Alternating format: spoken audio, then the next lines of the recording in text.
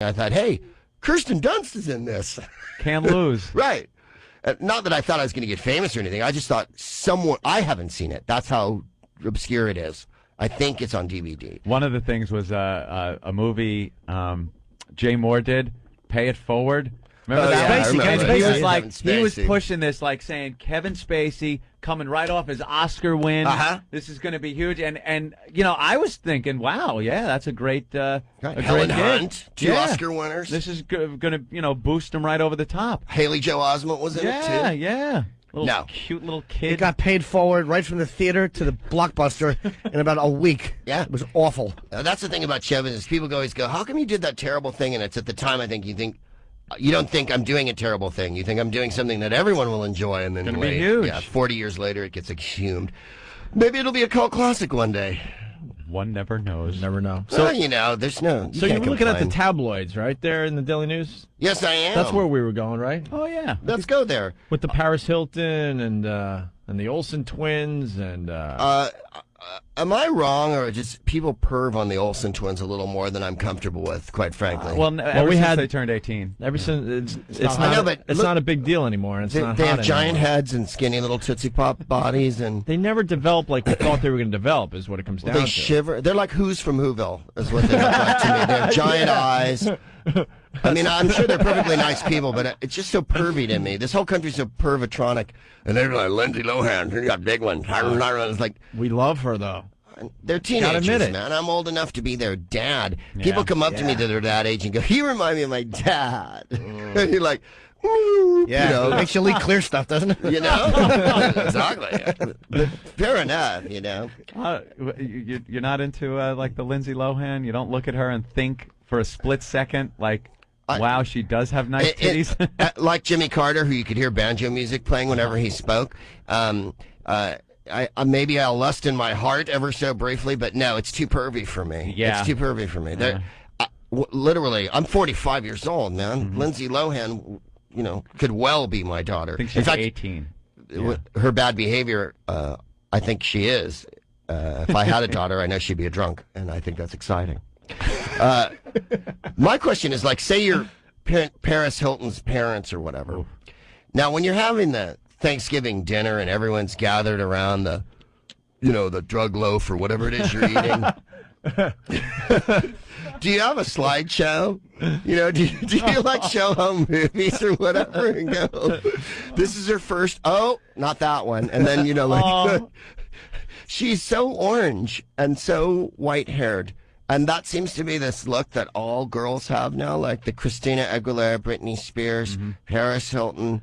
Orange. Jessica Simpson. Jessica Simpson. They're like the Eloy that lived on Earth that the Morlocks drove underground to eat in the time machine. They have that white hair and the orange skin. There's a Star Trek episode, too, with Call or whatever, and they drive the white hair. Vol, that was it. And Vol puts the fruit on the tree. Exactly. It was Skippy. Kirk punch him in the face. That's what these people are. They're like the cattle of now, and they are going to be driven into a machine so that we can survive on them in the future. But someone like Paris Hilton is absolutely necessary in society. What would we do if she didn't exist? Who would we pin our hopes and dreams on? She appears to have no talent whatsoever or any reason to exist. Nothing. She's wealthy and she's ephemeral. She's like an anemone in the sea. She's beautiful and yet doesn't really produce that much altogether. And now we know that she slept with Colin Farrell. This was duly reported a couple of days ago, like on TV and in the paper. She slept with Colin Farrell, everybody. So I took out my checklist. And checked off Colin Farrell. Okay, we're mowing through there's only 3.8 billion people left on Earth. But that gives you a purpose, or gives her a purpose now. You just have the checklist, and now it gives you something to do every time she does something. She's had 2 TV series. We're talking about Hollywood. That'll point out to you what's going on in Hollywood. People think that show business is a meritocracy, and they say, that guy's really good. How come he doesn't have a show? Or that actress is really good. How come she's not in more movies? Because they're not interested in good. Good is the most irrelevant thing in the history of mankind. You get Paris Hilton on TV. If Paris Hilton makes money, Paris Hilton's on TV. If monkeys banging on a stick were what was popular, that's what would be at Caroline's this week. They would not have comics ever. And they'd have a show on the WB. Oh, dude, they do. It's called Monkeys with Sticks.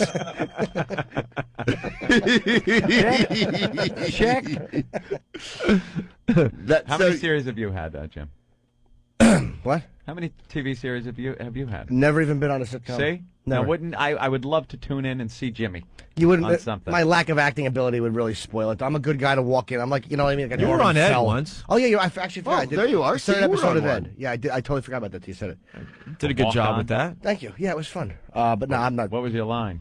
I was in the whole episode. It was me and two other friends were suing a guy who was actually played Dennis Menace's father in the movie. That's the guy who we were suing, and Ed was the lawyer defending us. We were childhood friends suing the guy for getting rich. Sweet.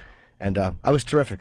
Mr. Faversham. Out of the question. Out of the And it's funny how they talk to you like, 'cause we were doing, I guess it was going well, and they're like, hey man, they're talking about doing a spin-off with you three. You know how full of shit they are on the set. And I was such a green worm. I'm like, really? Well, maybe we could have our own show, but the three guys who sued someone. Ugh. And then the next day, can I get back on the lot? No. What stage you on? Your name's not on the list. Get out of here. Become a recurring character like So I those first three heard of guys you on guys. Newhart. I was listening to you guys actually for the first time in the trailer, or the second time was in the trailer waiting for that shoot. I was listening to. See, you get a trailer. Yeah. This is how good acting is. And give the you a food, trailer. they give you lunch or whatnot. Oh yeah, they I mean, press you know, services. And you're just doing a walk-on. There's nothing better than doing or a TV doing show, an episode. man. Friends. That was one of my lines. Like, yeah, right, Friends. Ugh. I'll bring it in someday. See? I like how you Acting. delivered that. You never saw that episode? No. Very convincing. You should bring that in. Yeah, you should, man. Yeah, we got to play that. Oh, the line reading. That's Definitely. the best We definitely part, gotta play man. it on the I air. was on a Family Matters. Yeah, right. Oh. Yeah, That's a cartoon, right? fantastically. Huh? Is that a cartoon or no? No, that the was one that- with Urkel, man. that was the Urkel show. TV show with Urkel. That was great. Then man. Urkel turned into a man and ruined the show. Yeah, it was toward the end, and it was a Stefan Urkel because he had that alter ego He that did- was a yeah. smooth operator. And then That there was the- him saying, I don't want to be this Wow. dweeby dork. It was or, great. It was It's kind of- great. it's I kind of- still get checks from that. That's like Vic. Wow. Vic, You know, little checks. what was his right? name when he became Vic on Taxi? That's like what a cop yeah. did. You get sick of being the cute guy, and then you're like, you want to be the. I'm tough serious. guy. Take me for more than I am. I'm an Yeah. artist. That always works Well, well. see, that's the thing. You know, people go, "Oh, you're on the show," and then, "Oh, I don't want to be identified with Whose Line. Whose Line's not my like." Hey, fuck it. Whatever if you dug Whose Line, right on. You know what I mean? And the two people that I use is Adam West, who played Batman on the old series when I was a kid, who was my hero. When I met him years ago in England, and he did a reading of his book, which was Back to the Batcave. He couldn't be happier. He's not bitter at all. And then William Shatner, who I've also met and did a TV show with once in Scotland, couldn't be happier to be Captain Kirk. Oh, yeah. Signing autographs. You know what I mean? It's the people who played like, you know, Snoogie on the Fwiggles, and they go, "Man, I loved you as that kid. I'm not really Snoogie. I'm a Shakespearean." Hey, dude, to the world you are. You know what I mean? You know who's be pissed? happy that you have any truck with the public at all. If the public likes you one iota, don't piss on Yeah. that. You know what I mean? Screech hates being Screech. Dustin Diamond, yes. Dustin You know what I mean? Diamond. And what's his name? Mark, who used to play Skippy on. Mark Price. He tried to get yeah. out of that, Stand-up, and then yeah. you realize, like, yeah, because he does stand up and stuff. It's like, no, you got to embrace that, man. You don't want to be it your whole life because obviously you have a life, but like, if that's what people like you for, that's what I say. Like, I did 14 years on Whose Line, so hey, Really? right on. Oh, my you know God. what I mean? Yeah, and I never worked on it for more than 2 or 3 days a year. Man. But everybody thinks I did it every day of my life, that I punched in with a time clock and wore a hard hat and right on, you know. If you like the show, you like the show. Yeah. Who am I to tell you that your taste, you know, actually I'm a stand-up comedian and my pithy insights are, you know, Seems like child Big actors. Brother so below me. Hey, I tell dick jokes in bars to drunks. And, you know, hey, that's how it works. Most of the guys, the child actors, Child actors hate if it. they, Yeah. but if they don't blow their brains out, they always end up finding some piece like years and years down the road.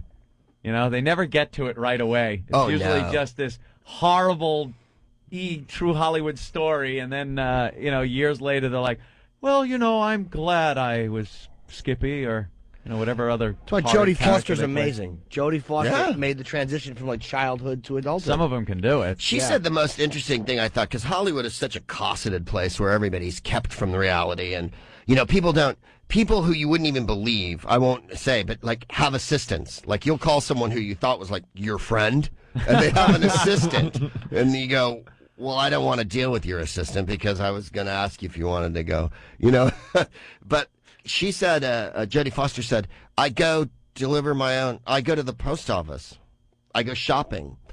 Which no one should get an award for these things. Do you think she does or just says that she does do, yeah. and she takes care of her kids. You see her with her children and stuff, or pictures of her with her children. And I don't think she was asking for a claim for it, and no one should. But the point is, in Hollywood, people don't.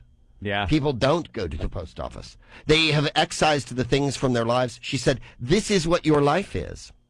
Your life is doing your laundry. Your life is picking up your dry cleaning.